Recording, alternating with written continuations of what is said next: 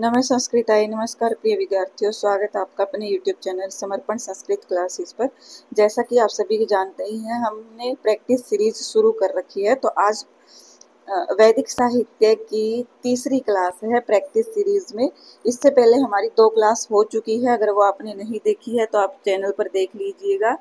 और आज की क्लास में हम वैदिक साहित्य की तीसरा पार्ट समझ लीजिए, वैदिक साहित्य का तीसरा भाग कर रहे हैं, जिसमें भी हम जो PYQ मतलब कि ये समझ लीजिए कि अलग अलग एग्जाम्स में जितने भी क्वेश्चन आए हुए हैं वहीं से मैंने ये क्वेश्चन इकट्ठे किए हैं जो मोस्ट इम्पोर्टेंट रहेंगे आपके लिए। तो आप अच्छे से पढ़ लीजिएगा, इनको अच्छे से समझ लीजिएगा और याद रखना तो मोस्ट इम्पोर्टेंट है। चलिए शुरू करते हैं। सबसे पहले हमारा जो क्वेश्चन आता है, क्वेश्चन की संख्या पर मत जाइएगा क्योंकि आप सभी जानते हैं मैंने कहीं कहीं से इकट्ठे किए इनके। टाइपिंग करने का मुझे इतना समय नहीं मिल पाता है इसलिए। तो यहाँ पर सबसे पहले हमारा क्वेश्चन आता है, शुक्ल यजुर्वेदस्य कति शाखा उपलभ्यन्ते। शुक्ल यजुर्वेद की कितनी शाखा प्राप्त होती है? तो वो होती है हमारी 2 शाखा। कितनी होती है? और आप साथ साथ अपने जो मन में है क्वेश्चन को आंसर करते हुए चलिएगा ताकि आपका भी एनालिसिस हो सके कि आपकी कितनी तैयारी हो चुकी है या कितनी तैयारी हो गई है।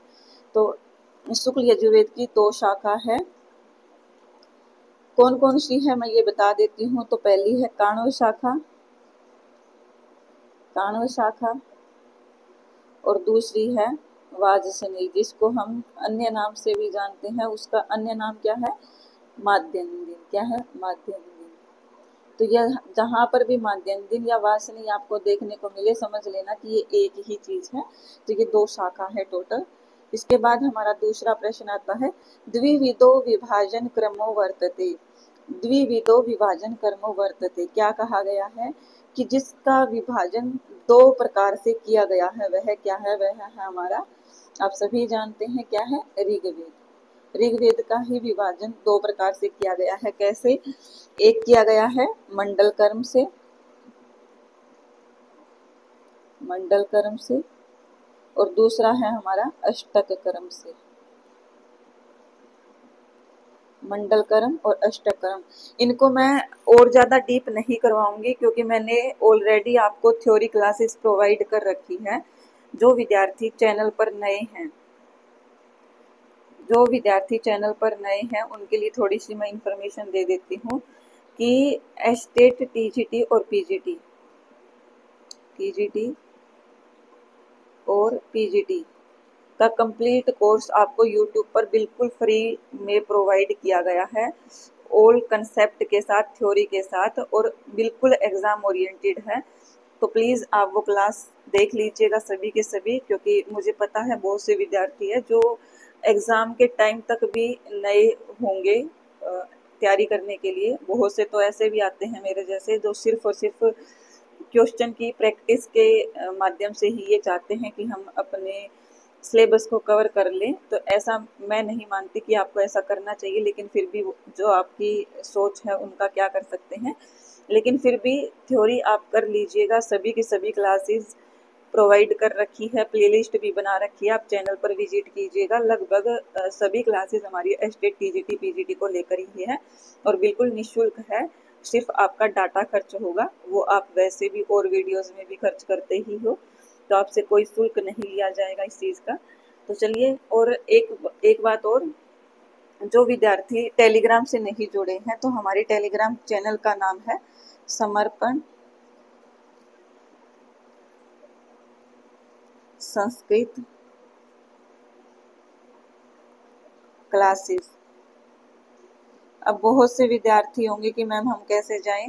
तो यहाँ पर आप जा करके जब टेलीग्राम पर सर्च करोगे समर्पण संस्कृत क्लासेस, तो वहाँ पर आपको ये चैनल मिल जाएगा। आपको 2 चैनल देखने के लिए मिलेंगे, दोनों के दोनों आप ज्वाइन कर लीजिएगा। एक चैनल पर अगर आपका कोई डाउट हो तो उसका रिप्लाई कर दिया जाएगा, और दूसरे चैनल पर आपको PDF वगैरह जो भी न्यू क्लास है या कुछ भी अपडेट्स है वो भेजी जाती है। इसलिए दोनों ही चैनल को आप ज्वाइन कर लीजिएगा, समर्पण संस्कृत क्लासेस टेलीग्राम चैनल को। चलिए क्वेश्चन करते हैं। तो ये हमारा ऋग्वेद हो गया है। इसके बाद अगला क्वेश्चन आता है, वेदानाम विकृति पाठ है कतिविध है।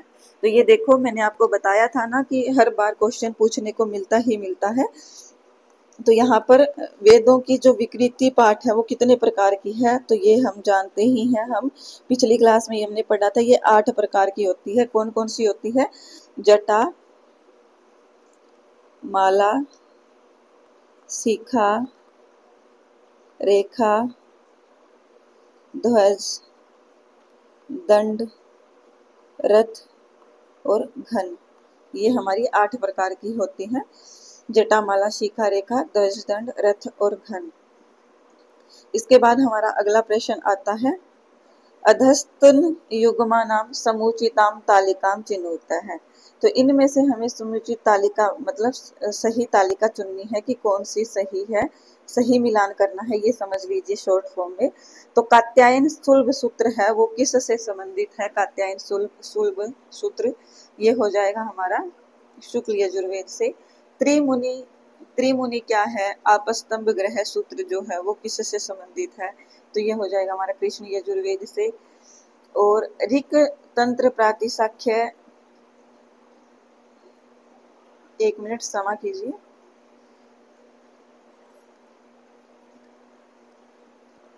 सही ही था, मुझे लग रहा था कि मैं आपको कुछ गलत इन्फॉर्मेशन ना दे दूं। तो ये देखिए, जो हमारा कात्यायन सुलभ सूत्र है ये क्या है? ये शुक्ल यजुर्वेद से संबंधित है। आपस्तंभ ग्रह सूत्र कृष्ण यजुर्वेद से संबंधित है। त्रिमुनि व्याकरण से संबंधित हो जाएंगे और ऋक्तंत्र प्रातिशाख्य सामवेद से संबंधित हो जाएंगे। तो यहाँ पर हमारा सही ऑप्शन क्या हो जाएगा? ए का हमारा तीसरा है। तो यहाँ पर ए का तीसरा एक ही ऑप्शन में देखने को मिल रहा है, बी का पहला और सी का चौथा और डी का दूसरा। यही हमारा ऑप्शन नंबर 2 सही हो जाएगा।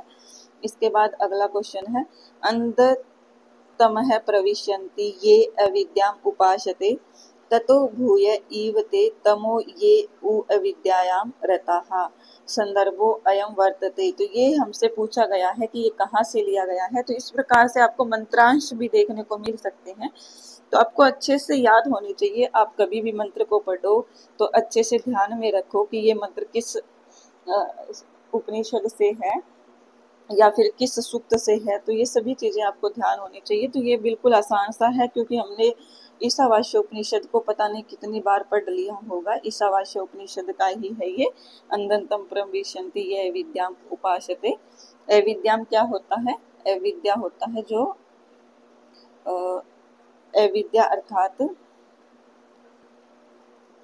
अर्थात कर्म ज्ञान और विद्या अर्थात नॉलेज या ज्ञान बोल सकते हैं हम।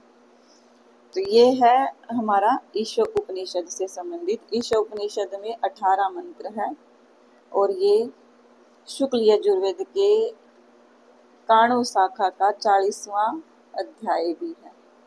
काणव शाखा का 40वां अध्याय ईशोपनिषद है, ये याद रखिएगा। और 34वां अध्याय जो है वो शिव संकल्प सूक्त है, काणव शाखा का ही शिव संकल्प सूक्त। जो हमारा यजुर्वेद है इसका विभाजन इस प्रकार से नहीं किया गया है कि वाजसनेयी संहिता का अलग से और काणव संहिता का अलग से कुछ किया गया हो। दोनों में 40 अध्याय है, तो दोनों का एक में ही विषय इंक्लूड कर दिए गए हैं। तो यहाँ पर इन दोनों का जो 40वां अध्याय है शुक्ल यजुर्वेद का, मान लीजिए शुक्ल यजुर्वेद का 40वां अध्याय ईशोपनिषद है और 34वां अध्याय शिव संकल्प सूक्त है। ये बार बार पूछे जाते हैं, ध्यान रखिएगा। इसके बाद है अधस्तनेषु सामवेदस्य ब्राह्मणम अस्ति। इनमें से सामवेद का ब्राह्मण कौन सा है, ये हमसे पूछा गया है। क्या पूछा गया है? सामवेद का ब्राह्मण हमसे पूछा गया है। तो इनमें से सामवेद का ब्राह्मण आप सभी जानते हैं, मैंने आपको कल ही करवाए हैं 9 के 9 ब्राह्मण। तो कौन सा हो जाएगा? षड्विंश ब्राह्मण हो जाएगा। कौन सा हो जाएगा? षड्विंश ब्राह्मण हो जाएगा।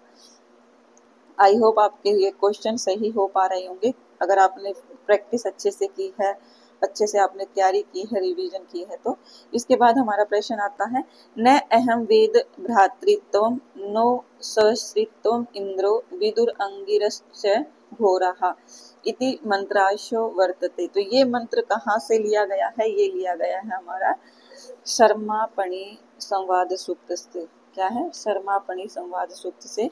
और ये बोल कौन रही है? ये शर्मा ही बोल रही है। शर्मा कौन है? इंद्र की कुतिया का नाम है। कौन है? इंद्र की कुतिया। इनके परिचय के बारे में मैंने जो ये जितने भी संवाद सूक्त हैं इनके बारे में मैंने आपको अच्छे से बता दिया है, तो मैं बार बार बता करके आपका और मेरा खुद का समय यहाँ पर नष्ट नहीं करूंगी।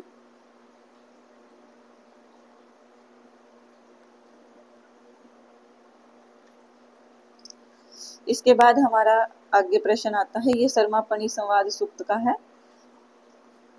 फिर आता है ऋग्वेद प्रातिशाख्य अनुसारेण रक्त संज्ञका वर्णा भवन्ति। ये भी बार बार रिपीट होता ही रहता है क्वेश्चन। एस्टेट में भी आप ये मत समझना कि ये पूछे नहीं जाते, एस्टेट वाले यूजीसी नेट के लेवल से भी ऊपर उठ करके क्वेश्चन पूछते हैं, तो आपको ये याद रखना है। ऋग्वेद प्रातिशाख्य के अनुसार रक्त संजक वर्ण होते हैं, तो वो होते हैं अनुनासिक वर्ण। क्या होते हैं? अनुनासिक वर्ण रक्त संजक वर्ण कहलाते हैं। ये ध्यान रखिएगा आप।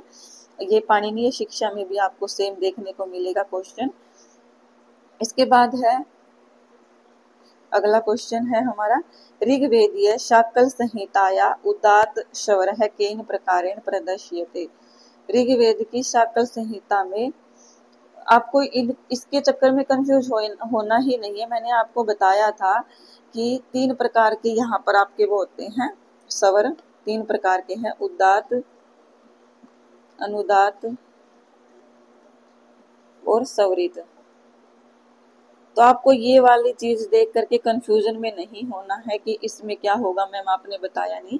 उदात्त का कोई चिन्ह कहीं पर भी नहीं होता है, तो ये हो जाएगा हमारा। अनुदात्त का चिन्ह का क्या होता मैंने आपको बताया, तो ये अनुदात्त का चिन्ह है।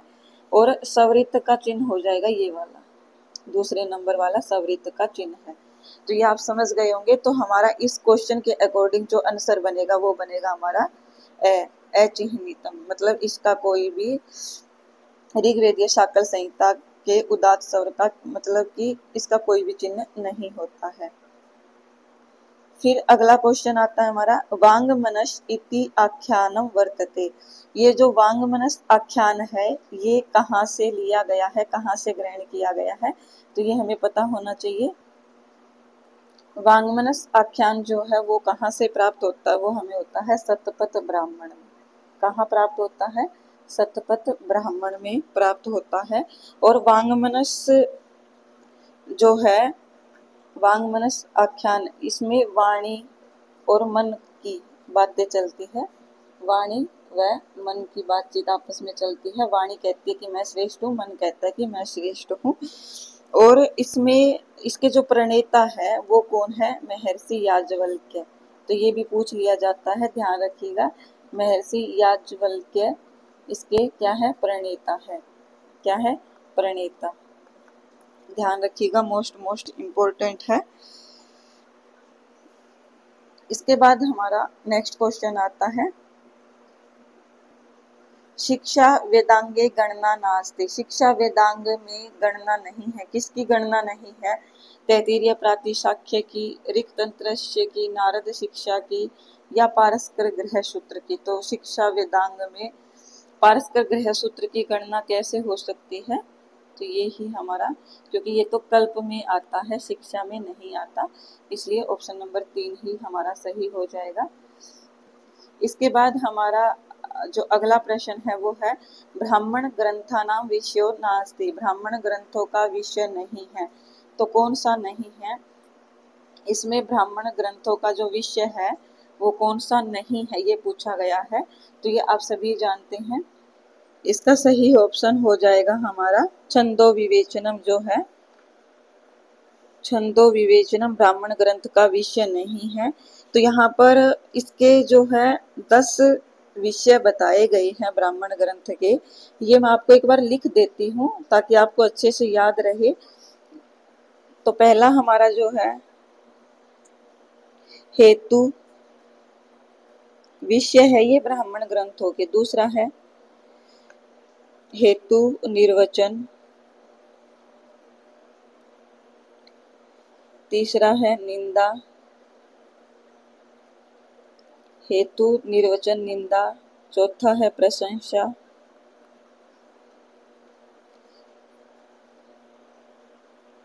संशय। हेतु, निर्वचन, निंदा, प्रशंसा, संशय।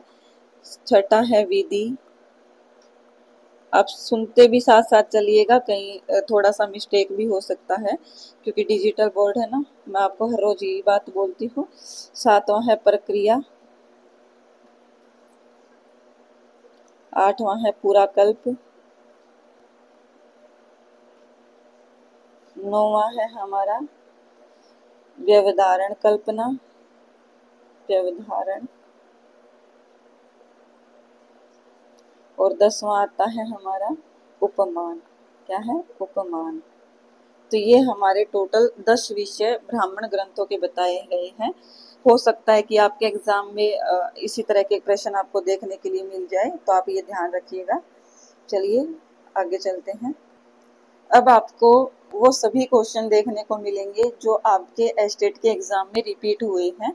तो चलिए हम क्वेश्चन देखते हैं कि स वाग वज्रो यजमानम हिनस्ति यथेन्द्र शत्रु शवरतो अपराधात एषा उक्ति कस्मात शिक्षा ग्रंथात संबंधा अस्ति। यह जो सुक्ति है ये किस से ली गई है? तो ये ली गई है पाणिनीय शिक्षा से। पाणिनीय शिक्षा के अंदर दी गई है ये।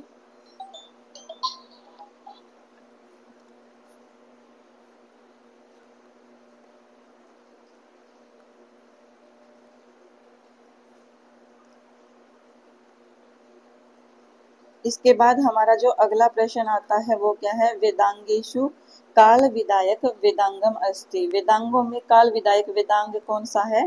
तो ये अगर हम समय के अकॉर्डिंग चले तो ये हो जाएगा हमारा 34।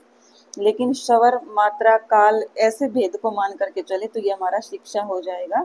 ये एग्जामिनर पर डिपेंड है कि उन्होंने क्या सही माना है, इसलिए ये आप दोनों ही समझ करके चलिएगा। क्योंकि काल विदायक में अगर ज्योतिष को मान करके चले तो उसमें भी हम काल के बारे में ही वर्तमान भूत भविष्य ये सब जानते हैं। और शिक्षा के अंदर भी सवर मात्रा काल ऐसे करके इसके शिक्षा के भेद होते हैं, तो उसमें भी है।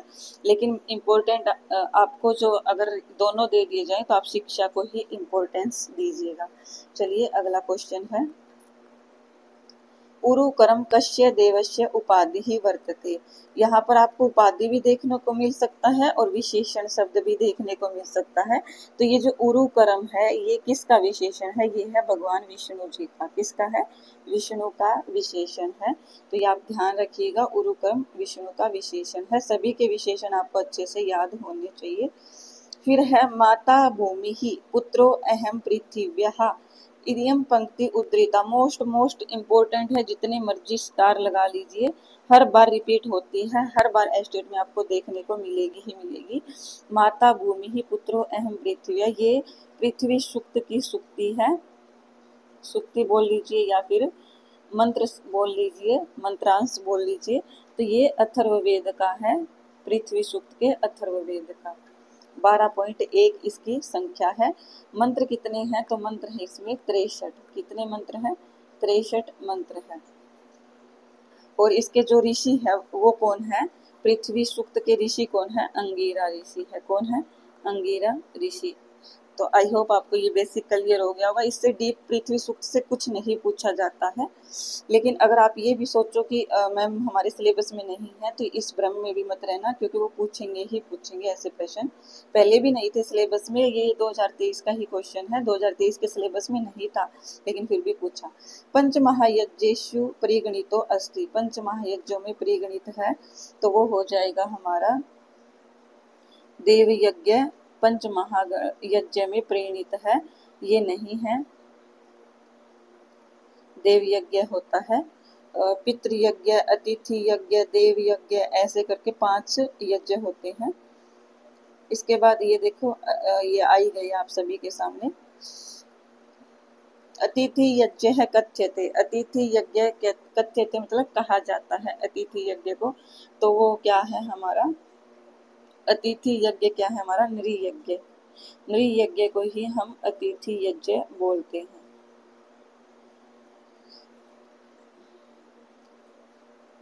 इसके बाद हमारा अगला क्वेश्चन है एषु अथर्ववेदस्य शाखा वर्तते। इसमें से अथर्ववेद की शाखा कौन सी है? तो ये हमसे पूछा गया है। क्या पूछा गया है कि अथर्ववेद की शाखा कौन सी है?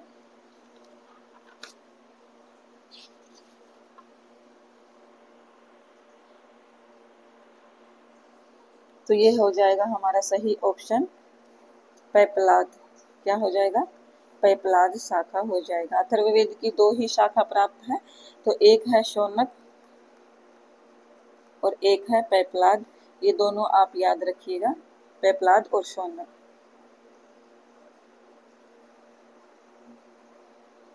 अरे राम। वैदिक संहितासु सर्वाधिक पराक्रमी देवः वर्णित है। वैदिक संहिताओं में सबसे पराक्रमी देवता को वर्णित किया गया, तो वो हमारे इंद्र देवता ही हो जाएंगे, जिसकी 200 सूक्त में स्तुति की गई है। 200 है कि 250? एक मिनट रुको, क्षमा कीजिएगा। ये वैदिक संहितासु सर्वाधिक पराक्रमी देव वर्णित है। ये आंसर तो मैंने सही दिया कि इसका आंसर जो है इंद्र ही होगा, लेकिन मैंने आपको बताया कि इसकी 200 सूक्त में स्तुति की गई है, ऐसा नहीं है। 200 में अग्नि की है स्तुति और इंद्र की है 1028 सूक्त में। कितनी है? 1028 सूक्त में। तो ये भी आप ध्यान रखिएगा, कितनी है? 1028। इसलिए सर्वाधिक पराक्रमी इंद्रदेव ही होंगे। अग्नि की 200 सूक्तों में स्तुति की गई है। इसके बाद प्रश्न है गद्यात्मको हो, तो ये बिल्कुल आसान सा है। गद्यात्मको हो यजु हो, जो यजुर्वेद है वो हमारा क्या है? गद्यात्मक है। सॉरी। और जो ऋग्वेद है वो क्या है? पद्यात्मक। साम क्या है? गेयात्मक है।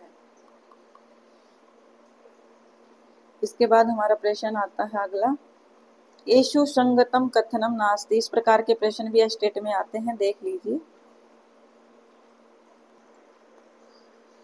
इसमें से हमसे संगत अर्थात ठीक पूछा है, तो ठीक कौन सा है? शिक्षा ग्रंथेषु पाणिनीय शिक्षा सर्वतो अधिकम प्रसिद्धा अस्ति। शिक्षा ग्रंथों में पाणिनीय शिक्षा सबसे अधिक प्रसिद्ध है। ये तो ठीक लग रहा है हमें, लेकिन हम एक के भरोसे नहीं बैठेंगे, पहले हम और देखेंगे। स्रोत सूत्र, ग्रह सूत्र, सॉरी नास्ति पूछा है यहाँ पर।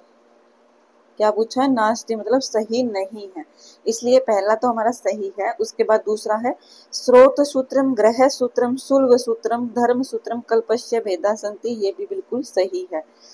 निरुक्त ग्रंथस्य प्रणेता महर्षि यास्कः वर्तते। निरुक्त ग्रंथ के प्रणेता महर्षि यास्क है। और रक्षा ऊह आगम लघु असंदेह ज्योतिष शास्त्र से प्रयोजनम, ये व्याकरण शास्त्र के प्रयोजन है, इसलिए असंगत यही हो जाएगा। बाकी सब सही है हमारे, बाकी हमारे सब सही है, तीनों के तीनों ही। शिक्षा ग्रंथों में पाणिनीय शिक्षा सबसे अधिक प्रसिद्ध है।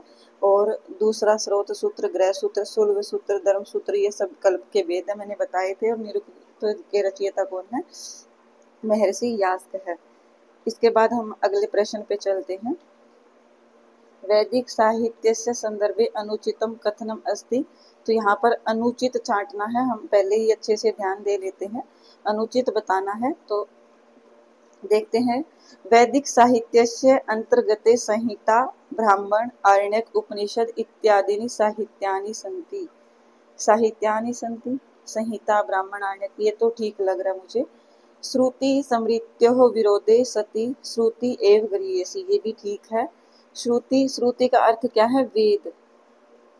और समृद्धि अर्थात समृद्धि जितने भी ग्रंथ है, जैसे मनु समृद्धि है, याज्ञवल्क्य समृद्धि है, तो उसके विरोध में तो कौन सी गरीयसी मतलब श्रेष्ठ होती है। इसमें ईयशुन प्रत्यय लगा हुआ है गरीयसी शब्द में, तो कौन सी श्रेष्ठ है? श्रुति अर्थात वेद ही श्रेष्ठ है, ये बोला गया इसके अंदर। ये बार बार मोस्ट इम्पोर्टेंट सूक्ति है, बार बार पूछी भी जाती है, तो ये आप ध्यान रखिएगा। ये दोनों ही सही है। इसके बाद अगला देखते हैं। वेद है प्रमुखतया द्विविध है अस्ति। वेद के प्रमुख रूप से दो वेद हैं, मंत्र रूप और ब्राह्मण रूप। एक बार अगला और देख लेते हैं। ब्रह्मात्मक बोधः आध्यात्मिक रूपम प्रतिपादकः ब्राह्मण ग्रंथः सन्ति। तो यहाँ पर मुझे इसमें थोड़ा सा गड़बड़ लग रहा है, तो ऑप्शन 4 ही हमारा गलत हो जाएगा, बाकी सभी सही है। रुको रुको रुको रुको, वेद प्रमुख रूप से मंत्र और ब्राह्मण रूप में ही, ये सही हो सकता है, चौथा ही हमारा गलत होगा, लेकिन मुझे इसमें डाउट है। अगर आपको पता हो तो आप इसका कमेंट कीजिएगा। वेद पाठ, ये देखो एस्टेट में भी हमारा क्वेश्चन आया है, वेद पाठ में कितनी विकृति है, तो 8 है, वो मैंने बता दी है कौन कौन सी है, इसी क्लास में भी पहले मैंने बताई है। समानी व आकुति ही समाना हृदयानी वह, ये कहाँ से ली गई है, ये वैसे तो NCERT से ली गई है, लेकिन किस सूक्त से ली गई है अगर ये पूछ लिया जाए तो ये ली गई है हमारी संज्ञान सूक्त से। संज्ञान सूक्त में टोटल 4 ही मंत्र आपको देखने को मिलेगी, संज्ञान सूक्त से है। और इसका अर्थ क्या है, आकुति का जो अर्थ पूछा गया है उसका अर्थ है हमारा संकल्प। क्या है, संकल्प। आकुति का अर्थ क्या हमारा संकल्प है। आई होप आपको ये समझ में आई होगी, क्लास अच्छी लगी होगी। धन्यवाद, बने रहे हमारे साथ इसी प्रकार इसी चैनल पर।